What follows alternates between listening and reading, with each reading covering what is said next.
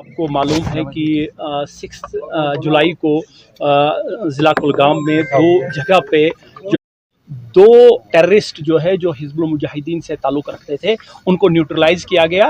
और दूसरा जो एनकाउंटर है जो चीनी गांव में है, जो पुलिस स्टेशन यारीपुरा की हदूद में आता है, वहाँ पे स्टार्ट हुआ, जिसमें 4 दहशतगर्द जो है जो हिजबुल मुजाहिदीन से ताल्लुक़ रखते थे उनको जो है वो न्यूट्रलाइज किया गया। जहाँ तक मोडरगाम के एनकाउंटर का सवाल है, वहाँ पे जो मिलिटेंट जो है जो टेररिस्ट मारे गए उनका नाम जो है वो आदिल हुसैन वानी, जो कि ए कैटेगरी का जो है वो टेररिस्ट था। ये रहने वाला जो था कुटपोरा शुपियन का था और ये 2021 से जो है इसने टेररिस्ट रैंक जो है वो ज्वाइन किए थे।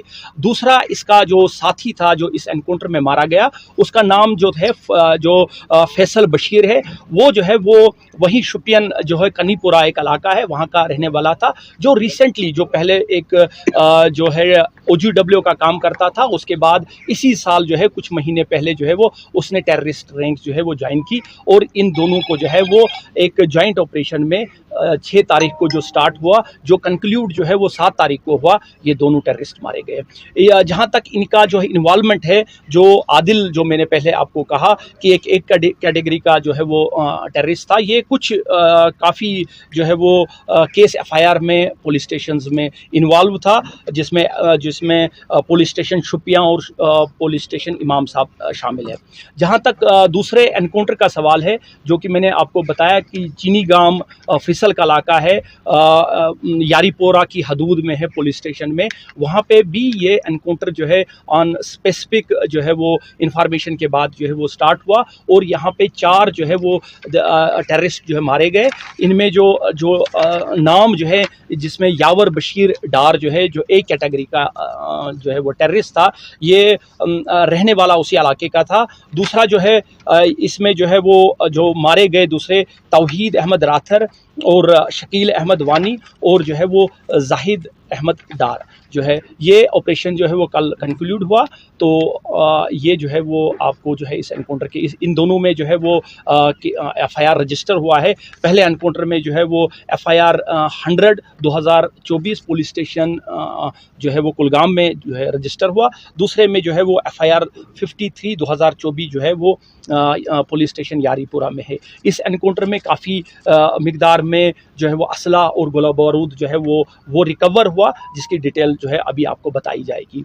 इसके अलावा जो है मैं आपको बताऊं कि इन दोनों जगहों पे जो है वो टेररिस्ट ने जो है वो हाइड आउट बनाई हुई थी। पहला जो घर था वो जो है वो यावर अली डार का घर था।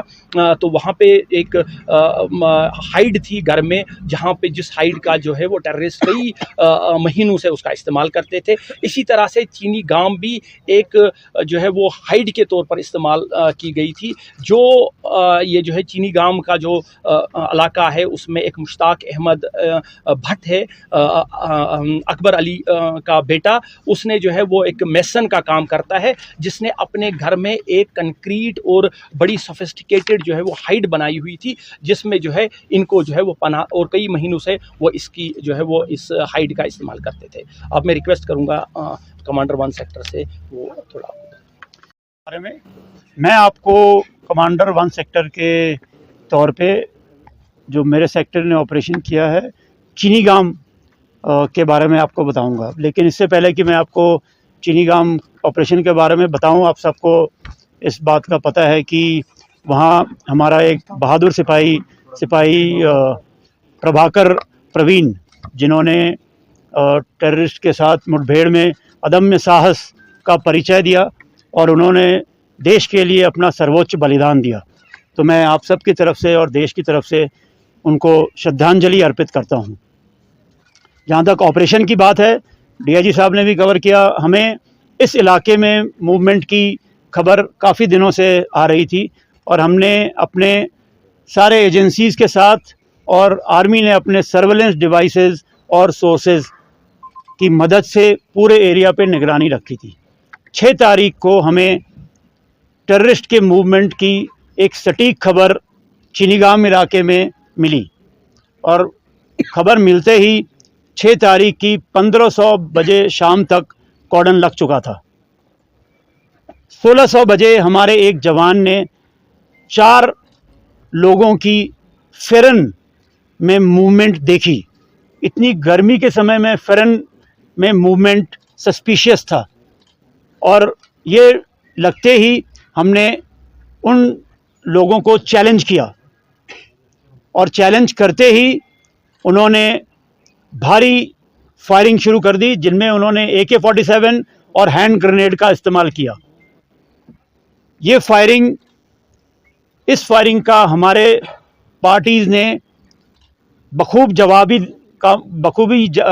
उसका जवाब दिया, जिसके इसी एक्सचेंज ऑफ फायर में हमने अपने बहादुर सिपाही को भी खोया। 24 घंटे चले इस ऑपरेशन में 4 टेररिस्ट मारे गए। इन टेररिस्ट का नाम आपको DIG साहब पहले ही बता चुके हैं। इनमें यावर डार, जाहिद डार, शकील वानी और तौहीद राठर शामिल है। ये ऑपरेशन कंक्लूड करने के बाद सर्च के दौरान हमें तकरीबन 6 kg की एक ID भी मिली, जिसे कोलैटरल डैमेज को ध्यान में रखते हुए तत्कालीन तौर पे इन सिटू वहीं बर्बाद कर दिया गया। ये ऑपरेशन हम सारी एजेंसीज के बीच में कोऑर्डिनेशन को दर्शाता है और 4 टेररिस्ट का इस तरह से मारा जाना 1 सेक्टर के एरिया में और साउथ कश्मीर में टोटल 6 टेररिस्ट का मारा जाना हिजबुल मुजाहिदीन तंजीम के लिए एक बहुत बड़ा झटका है। मैं सारी एजेंसीज का और कश्मीर के अवाम का उनकी सहयोग के लिए हमेशा शुक्रगुजार हूं और आशा करता हूं कि इसी सहयोग से हम और सक्सेसफुल ऑपरेशन करेंगे और कश्मीर में शांति बहाली में आर्मी अपना इसी तरह से रोल निभाती रहेगी। Thank you. चाहूँगा जिन्होंने ऑपरेशन मदरगांव में अपने अद्वितीय साहस का परिचय देते हुए वीरगति को प्राप्त किया। पिछले 2 महीने से भारतीय सेना और जम्मू एंड कश्मीर पुलिस साथ मिलकर HM का इस ग्रुप को ट्रैक कर रही थी, जो कि शोपियां और कुलगांव के बॉर्डर पे हरकत करता था। हमें एक बड़ी सफलता तब मिली जब 6 जुलाई की सुबह खबर आई कि ये टेररिस्ट ग्रुप मदरगांव गांव के अंदर एक घर में बैठे हैं। इसके पश्चात तुरंत भारतीय सेना की 9वीं राष्ट्रीय rifle, 1 para SF, 7 para SF, Jammu and Kashmir police और 118 CRPF बटालियन की टुकड़ियों ने एक साथ मडरगांव में जॉइंट ऑपरेशन लॉन्च किया। ये ऑपरेशन के दौरान हमारे ट्रूप्स ने बहुत ही तेज़ी और होशियारी से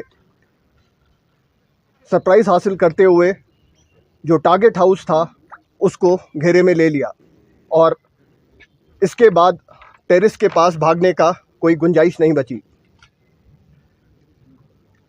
इसके बाद जितने भी सिविलियंस उस इलाके में थे उनको सेफ्टी से इवैक्यूएट किया गया और सुरक्षित स्थान पे ले जाया गया और तकरीबन 1300 आस पे जब हमारे जवान इस मकान में तलाशी ले रहे थे तो मकान के अंदर बने एक हाइड आउट के अंदर से टेररिस्ट ने अंधाधुंध फायरिंग शुरू कर दी।